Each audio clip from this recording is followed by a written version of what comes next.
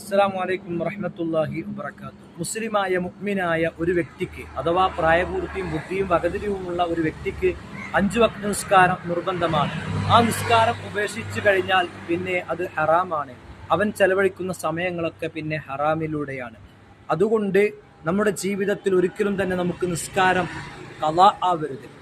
നിസ്കാരം ഖളാ ആക്കിയാൽ ഒരുപാട് ശിക്ഷയുണ്ട്. ഒന്ന്, അവൻ്റെ ജീവിതത്തിൽ നിന്ന് ആയുസ്സിൻ്റെ ബർക്കത്ത് എടുത്തു കളയും.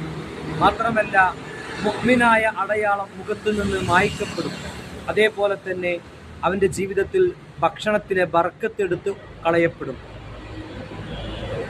നിസ്കാരം ഉപേക്ഷിച്ചു കഴിഞ്ഞാൽ ഒരു മുഅ്മിനായ മനുഷ്യന് ധാരാളം ശിക്ഷകളുണ്ട്. മരിക്കുന്ന സമയത്ത് നിന്ദ്യനായിക്കൊണ്ട് വിശന്നവനായിട്ട് ദാഹിച്ചവനായിട്ടാണ് അവൻ മരണപ്പെടുക.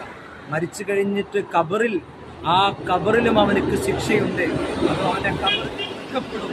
അതേപോലെ തന്നെ നാളെ ആഖിറത്തിൽ ഭയാനകരമായ വിചാരണ അവനക്ക് ഉണ്ടാകും. അവനെ നരകത്തിൽ പ്രവേശിപ്പിക്കപ്പെടും. അതുകൊണ്ട് നമ്മുടെ ജീവിതത്തിൽ നാം ഒരിക്കലും തന്നെ 5 വക്ത് നിസ്കാരം ഉപേക്ഷിക്കുന്നവരാകരുത്. അല്ലാഹു സുബ്ഹാനഹു വ തആല നമ്മെ കാത്തുരക്ഷിക്കുമാറാകട്ടെ. അസ്സലാമു അലൈക്കും.